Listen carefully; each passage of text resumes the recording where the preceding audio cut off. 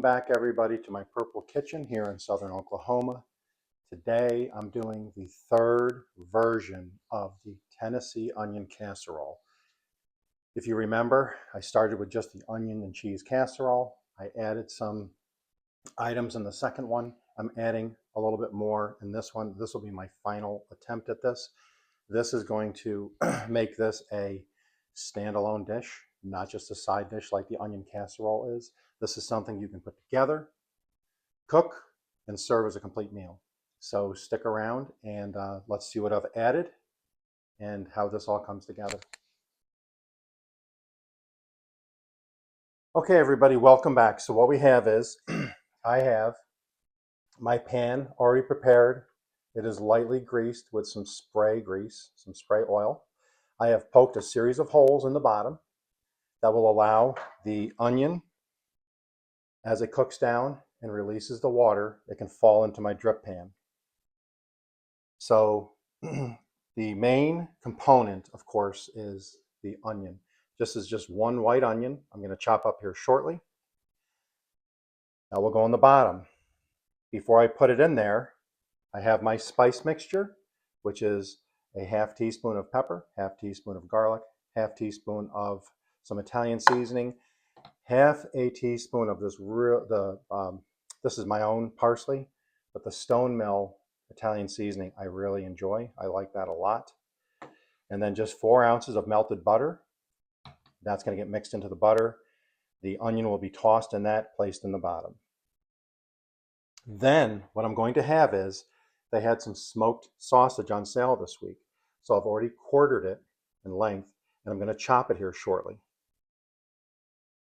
I have what's left of a green pepper that I needed to get rid of. So that's going to be getting used here today. The thought process for this was, the bottom portion I want to be kind of like when you go to the county or state fair. You have your sausage, peppers, and onion sandwiches. If you've ever been to the fair, you know. If you know, you know.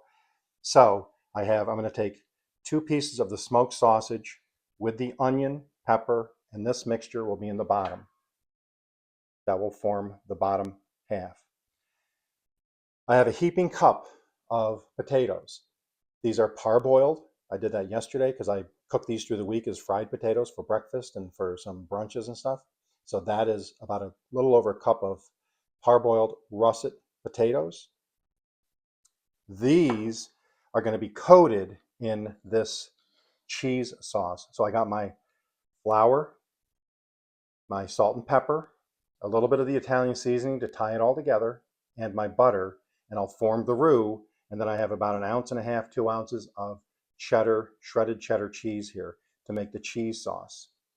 The potatoes will be tossed in the cheese sauce. And then, which I really like, this Fiesta mix. Some of the Fiesta mix is going to go sprinkled on top of the onion. And then the potato mixture will go on top. And then we will sprinkle some more cheddar on top. And then 375 for about 40 minutes covered with foil. And then we'll remove the foil, let it go for another 20-30 minutes so that the cheese all browns up. So let me get this stuff chopped up, and we'll come back and we'll assemble it all. Okay, so let's get this onion portion of the recipe assembled.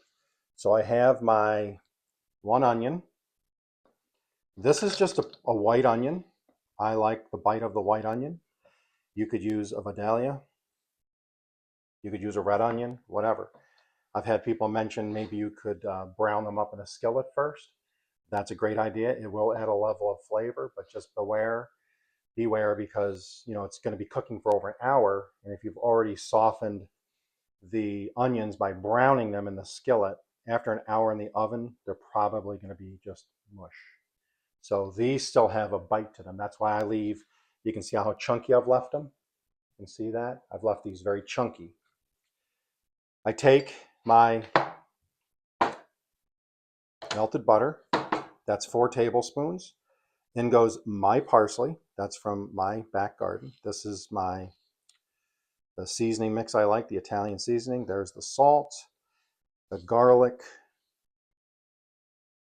and the black pepper. I love black pepper, so toss that black pepper in there. It's a lot of onion flavor, so to overcome onion flavor, you really have to add some flavor to it. So, and I'm not trying to overcome the onion flavor because the basis of this dish is the onion. So there we have it. I just mixed it up. It smells really, really good. We will get that in there. Mix that in. And that is what you're going to get. If there's a little bit too much excess, do not worry about it. It's going to drip out of the bottom of the pan, but make sure you get everything incorporated really well. You don't want spots of salt and then a big chunk of garlic somewhere. You want it all mixed. So let me bring out the drip tray here, and I'll put my onion mixture in the bottom.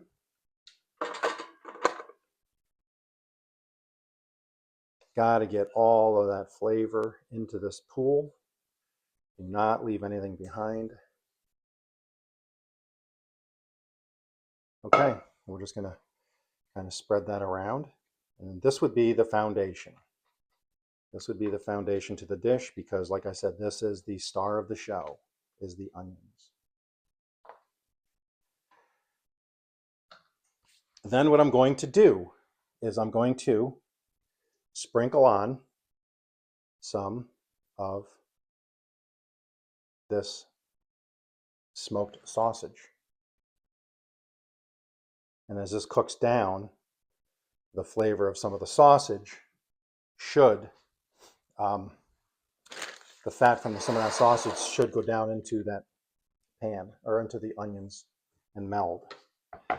So, and then like I said, this is just a green pepper I had left over. But what I'm going to do is slice this up just a little bit.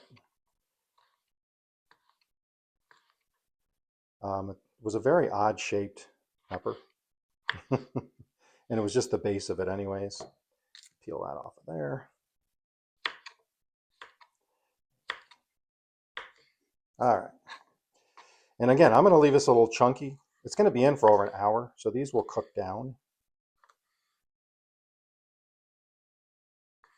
And this is just going to add another layer of flavor. Now, you don't have to use green peppers. I'm only doing this because it gave me the thought of peppers and onions. And then I'm just going to sprinkle this in the top. And hey, it's Christmas, you know? Let's throw in some Christmas colors here, some Christmas cheer. Okay. So with that said, let me go start the cheese sauce. I'm not going to make you sit through that. You've seen that before.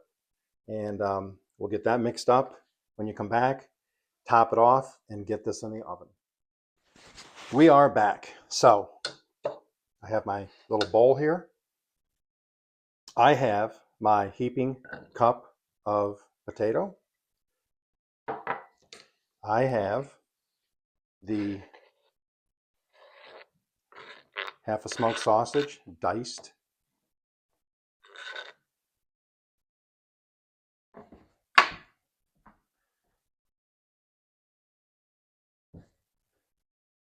My cheese sauce just finished. That is thick. Look at that cheese. I even tied it together with a little of the Italian seasoning. That will tie the top and the bottom of the dish together. We are almost there, everyone. Now we're just going to give this a stir.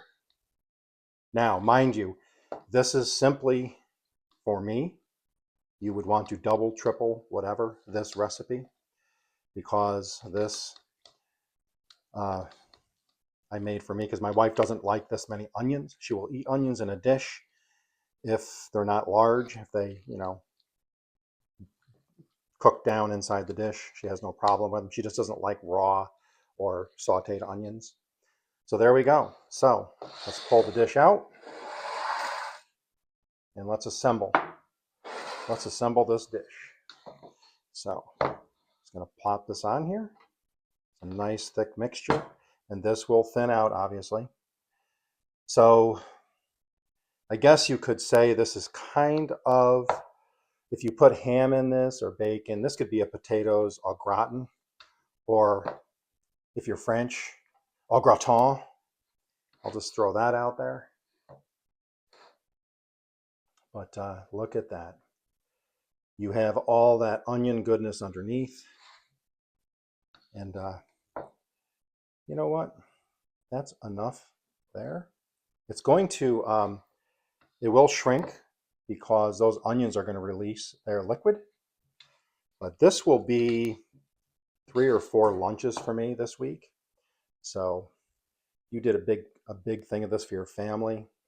I'll tell you what, the next day it's going to be even better once all of those flavors mix together for a period of time. Just like chili, just like Italian food, Mexican food. Next day it's better. So I'm going to tent this now. So because of all, oh, hold on. I almost forgot.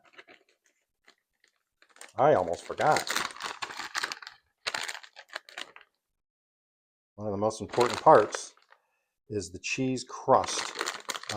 I found, make sure you get it down onto the dish, onto the aluminum or baking dish, whatever you're using.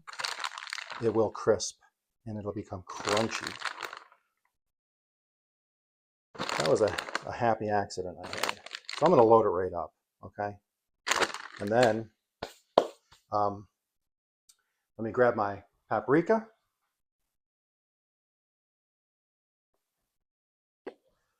And we'll give this a little Christmas color. A little red, little green inside there. Look at that. That's beautiful. Now what I'm going to do, tent the dish, okay?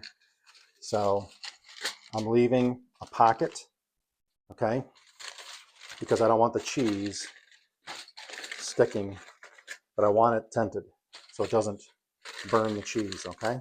So there we have it. I've tented the dish. It is ready to go in the oven. And we'll be back in a little over an hour. So it'll be 30 to 40 minutes covered and 30 minutes uncovered at 375. So we'll see you back here in a little while.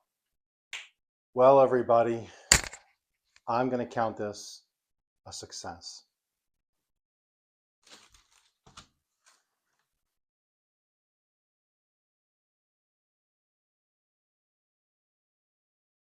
Tennessee Onion Casserole, Okie style. That is my must-try 3.0 dish. Now, before I eat this, remember, I used up the last of my green onion today in the windowsill. So I'm going to put that on there. And there's what I'm left with.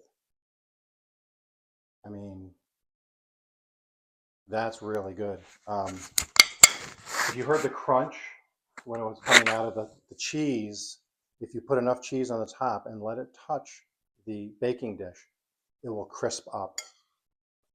So let's give this a try.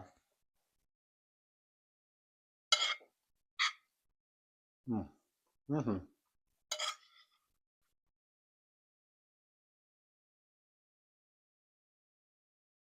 Mm.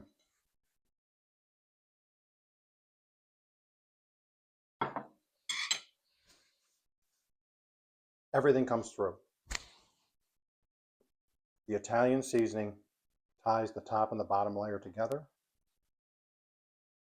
The onion still stands out. Potatoes don't have that burst of flavor like an onion has, so it's kind of in the background with that mild cheese sauce, the roux I made. But what it adds is comfort. It fills you up. It's healthy. The smoked sausage, you get a little of that flavor coming through. You could use bacon or ham, would be really good. If you don't eat bacon or ham, just some ground beef, turkey, chicken, because it has Italian seasoning in it, would all fit well. But it kind of brings me back. You can taste the onions and the peppers with the sausage. So it kind of brings you back to my childhood. It takes me back to my childhood where I remember sausage and peppers at the fairgrounds was always a big deal for me. Even as I got older, I loved the sausage and peppers at the fairgrounds. So this makes it a complete dish. The first dish was onions and cheese. I made a second iteration with more things added, and then this one adding the potatoes and the sausage or whatever protein you want. You can make it a standalone dish that has everything in it, all the components that you can put on the table, feed your family. I hope you enjoyed this one. Thanks for watching all 3 videos. I hope you give it a try. If you do, please drop me a comment later and just say, hey, I tried it, or I made these changes, or let me know what changes you would make before you even do it. So thanks for your support. We will see you in the next video.